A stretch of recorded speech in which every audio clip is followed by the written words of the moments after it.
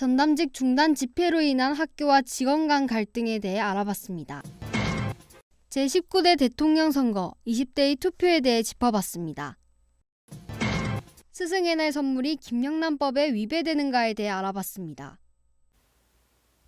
안녕하십니까, 다운뉴스입니다. 우리 대학의 전담직 채용이 논란이 되고 있습니다. 이 논란은 지난달 노조 측이 채용 중단 요구 집회를 열면서 불거졌습니다. 전담직이 담당하는 업무는 정규직의 기존 업무와 동일하지만 실제로 받는 급여는 계약직보다 조금 나은 수준이라는 겁니다.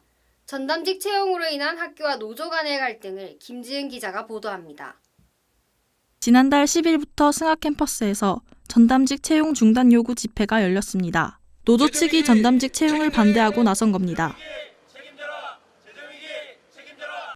실제로 우리 대학에서 전담직 채용이 시작된 건 지난해. 당시 전담직으로 채용된 4명은 수습기간 1년을 거쳐 지난 3월 정식으로 임용되었습니다.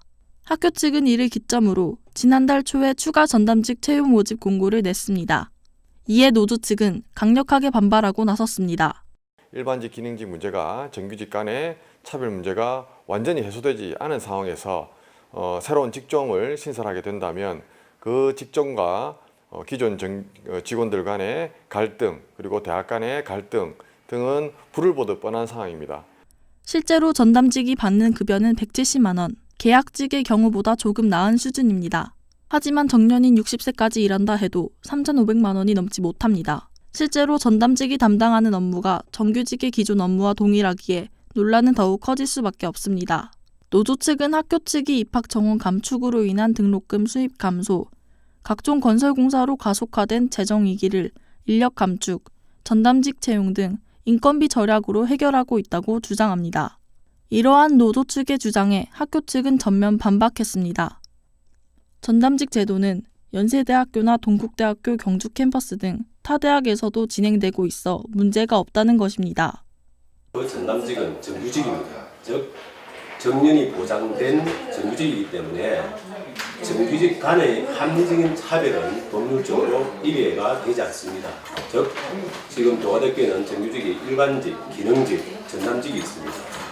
따라서 전담직 간에 또 일반직과 기능직과 전담직 간의 합리적인 차별, 즉 임금이라든가 근로조건 이런 부분들을 차별하더라도 법률적으로 하등에 문제가 없습니다.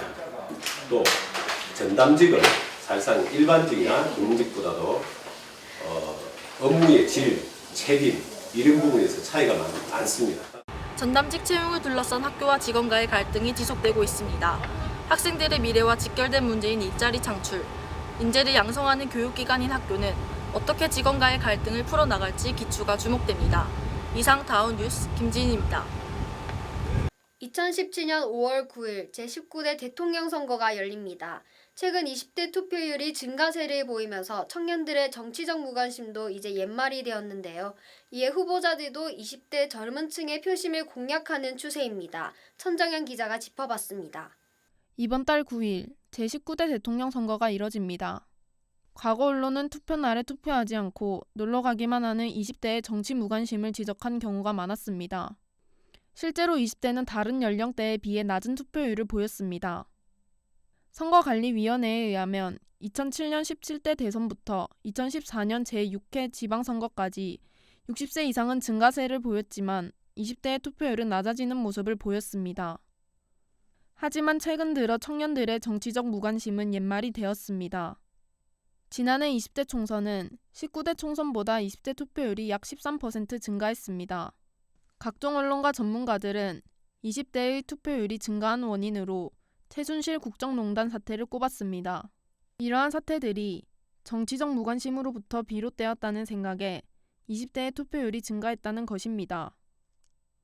네, 예전까지는 말이 그냥 없기도 했었는데 이제 막 사건 사고도 많기도 하고 이슈가 많이 되다 보니까 이제 너희는 누굴 투표할 거냐 막 그런 식으로 막 이 사람은 어떻다라는 식으로 얘기들이 많이 나오고 있어요.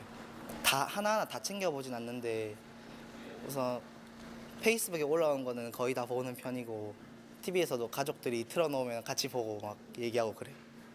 후보들도 점차 변화하기 시작했습니다. 청년들을 위한 정책들을 제시함으로써 20대의 표심 공약에 나섰습니다. 이번 대선 후보로 나선 상위 5명의 청년 노동 정책입니다. 후보자들은 공통적으로 최저임금 1만 원 상승을 목표로 하였습니다.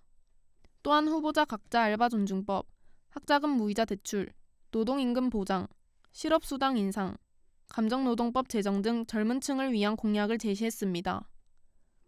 20대들은 후보들의 이러한 공약을 지켜보며 의견을 내놓기도 했습니다. 현실적으로 봤을 때 일단 표심을 잡기 위해서 좀 공약을 그렇게 너무 크게 잡는 부분도 있는 것 같고, 그리고 사실 그런 부분이 만약에 공약으로 지켜진다고 하더라도 거기에 대한 세금은 결국 국민들이 다 부담해야 하는 게 아닌가 해서 조금 무리를 두는 것 같은 느낌도 조금 있어요. 대선이 코앞으로 다가온 현재 투표를 통해 자신의 권리를 챙기는 국민이 늘고 있습니다. 2017년 5월 9일 대한민국의 미래를 결정하는 날, 소중한 한 표 행사하길 바랍니다. 이상 다우뉴스 천정현입니다. 투명하고 공정한 사회를 만들려는 취지로 김영란법을 제정했었죠. 그런데 이 김영란법이 스승의 날 사제간의 정을 가로막는다는 우려의 목소리가 들리고 있습니다. 교수나 교사에게 학생들이 카네이션 한 송이, 캔커피 하나도 건넬 수 없게 됐다는 겁니다. 보도에 이수연 기자입니다. 스승의 날을 앞둔 꽃집이 한산합니다. 예년 같았으면 붐볐겠지만 지난해 9월부터 시행된 김영란법으로 카네이션을 구입하는 손님이 눈에 띄게 줄었습니다. 김영란법 때문에요. 꽃 사러도 아예 안 와요. 카네이션 사러 주문도 없고 그러고 다들 힘들어요. 주문이 없어서. 실제로 올해부터는 교수나 교사에게 카네이션 한 송이, 캔커피 하나도 개인적으로 건넬 수 없습니다. 모두 김영란법에 저촉되기 때문입니다. 김영란법에 따르면 학생 대표가 공개적인 자리에서 선물을 전달하는 것은 사회상규상 인정됩니다. 하지만 개인이 비공식적인 자리에서 교수나 교사에게 선물을 전달할 경우 법에 위배됩니다. 개인적인 선물이 학생 평가에 영향을 줄 수 있는 요소라고 판단한 겁니다. 하지만 학생들은 김영란법 시행으로 성의를 표시하는 것조차 어려워지자 아쉬움을 나타내기도 했습니다. 제가 1학년 때 되게 도움을 많이 받았던 교수님이 있는데 그 교수님한테 찾아가서 이제 음료수라도 작은 음료수라도 가져가는 그러지 못하니까 그게 좀 삭막해진 것 같다는 생각이 많이 들어요. 저희가 이렇게 매번 이렇게 챙겨줘야 하는 행사가 있는데 그 행사를 한 번씩 눈치 보면서 챙겨야 되니까 고민을 한 번 더 하게 되고 약간 좀 그런 거에 대해서 문제가 있지 않을까 싶네요. 반면 졸업생의 경우 결과가 달라집니다. 이미 졸업을 했기에 사제 간의 직무 연관성이 인정되지 않기 때문입니다. 따라서 교수나 교사에게 선물을 줘도 합법으로 인정됩니다. 하지만 이 경우에도 선물은 100만 원 이내로 매 회계 연도에 300만 원 내에서만 가능합니다. 공직자들의 부정부패를 막기 위해 제정된 김영란법. 투명하고 공정한 사회를 만들려는 취지는 좋지만 오히려 사제들 간의 정을 가로막을까 우려됩니다. 제도를 현실적으로 다듬을 필요가 있어 보입니다. 이상 다우뉴스 이수연입니다.